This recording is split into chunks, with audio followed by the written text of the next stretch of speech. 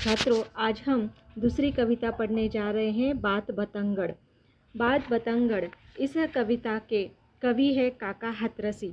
हाथरसी यह जो नाम है वह इस कवि को उत्तर प्रदेश के हाथरस गांव में होने के कारण मिला है।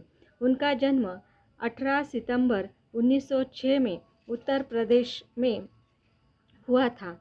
उनका असल में नाम है प्रभुलाल गर्ग उर्फ काका हाथरसी। वह भारत के प्रसिद्ध हिंदी हास्य कवि थे। उन्हें हिंदी हास्य व्यंग कविताओं का पर्याय माना जाता है। अर्थात यानी काका हाथरसी जब भी लिखेंगे तो हास्य और व्यंग कविता ही लिखेंगे। काका हाथरसी की शैली की छाप उनकी पीढ़ी के अन्य कवियों पर तो पड़ी ही थी।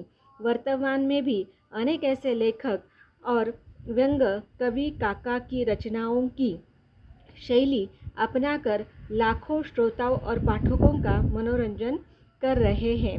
उनकी रचनाओं में समाज में व्याप्त दोषों, कुरीतियाँ, भ्रष्टाचार और राजनैतिक कुशासन की ओर सबका ध्यान आकृष्ट किया है।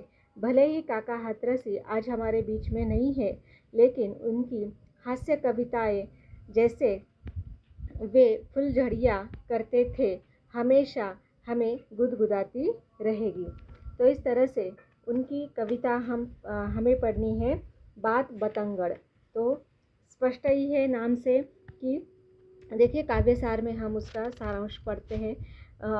बिल्कुल संक्षिप्त में प्रस्तुत कविता हास्य का अनूठा दृश्य प्रस्तुत करती है। बात को केंद्र में रखकर कवि कहता है कि चुप रहने वाले लाइन में लगे रहते हैं और वाक चतुर को इंटरव्यू में सफलता मिल जाती है। देखिए कविता में हमें क्या देखना है, बात बतंगड़। तो इसे स्पष्ट है कि बात कैसी होनी चाहिए, बात का बतंगड़ नहीं होना चाहिए। लेकिन बात को केंद्र में रखकर कवि कहना चाहते हैं कि जो बिल्कुल ही बोलते नहीं हैं वे उनका काम नहीं बनता है। लेकिन जो वाक यानी बोलना या बातें करने में चतुर हो तो वह इंटरव्यू में सफल हो जाता है। उसी प्रकार व्यर्थ की बातों से वाणी का ह्रास होता है। अर्थात यानी जिसे हम कहेंगे कि जो वह बोल रहा है वह बिल्कुल बेकार होता है। तो ज़्यादा बकवास कहलाती है।